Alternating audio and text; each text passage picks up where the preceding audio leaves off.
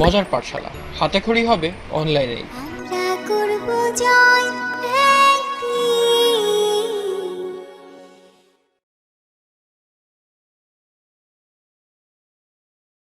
প্রিয় শিক্ষার্থীবৃন্দগণ, আমরা এখন আলোচনা করব ব্যবসা উদ্যোগের অষ্টম অধ্যায়, অর্থাৎ অষ্টম অধ্যায়ের প্রথম যে পাঠটি আজকে, সে পাঠটির প্রথম হচ্ছে ব্যবস্থাপনা কি এবং ব্যবস্থাপনার কার্যাবলী।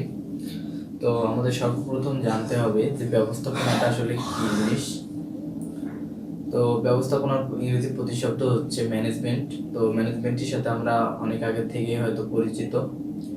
তো ম্যানেজমেন্ট কিংবা ব্যবস্থাপনাটা কি জিনিস সেটা আমরা এখন শিখব। অর্থাৎ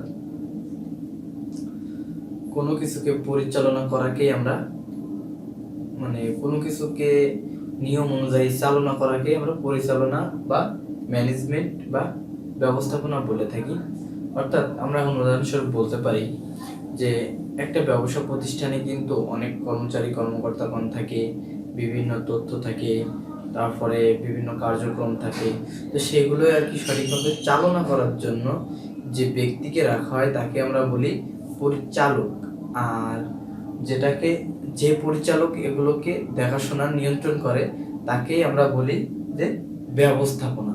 অর্থাৎ যে ব্যক্তি, কোনো একজন ব্যক্তি নির্দিষ্ট নিয়ম অনুযায়ী যদি কোনো ব্যবসা চালনা করে কিংবা কোনো প্রতিষ্ঠান চালনা করে, তখন আমরা বলি যে সেটা হচ্ছে ব্যবস্থাপনা।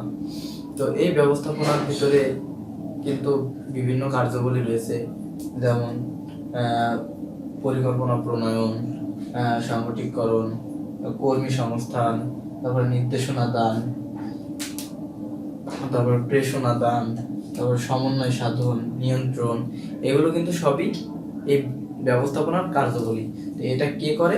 ব্যবস্থাপক করে। অর্থাৎ ওই ব্যবসায় প্রতিষ্ঠানে যে ব্যক্তি ব্যবস্থাপনা করেন, অর্থাৎ তাকে ব্যবস্থাপক বলি। অর্থাৎ যে ব্যক্তি নির্দিষ্ট পরিমাণ পরিচালনা করছে ঠিক সময় মতো, তাকে আমরা ব্যবস্থাপক বলছি। আর এই ব্যবস্থাপনার কাজকেই আমরা ব্যবস্থাপনা বলে থাকি। তো চলুন বন্ধুরা, আমরা এখন দেখে আসি যে পরিকল্পনা প্রণয়নটা আসলে কি। অর্থাৎ ব্যবসায় কার্যাবলীর যে পয়েন্ট প্রথম, সেটি হচ্ছে পরিকল্পনা প্রণয়ন। তো পরিকল্পনা প্রণয়নটা কি? এখন আমি প্ল্যান করলাম যে আমি মনে করি যে আমি একজন ব্যবসায়ের পরিচালক, অর্থাৎ আমার কাজ হচ্ছে ব্যবস্থাপনা করা। তো ব্যবসা যখন আমি পরিচালনা করব, তখন কি হবে? এই যে তাহলে যখন আমি একটা ব্যবসা চালাচ্ছি, তখন কিন্তু আমার এখন প্ল্যান আছে মাথায় যে কি করব। আমি একটা ব্যবসা প্রতিষ্ঠান করব কিসের?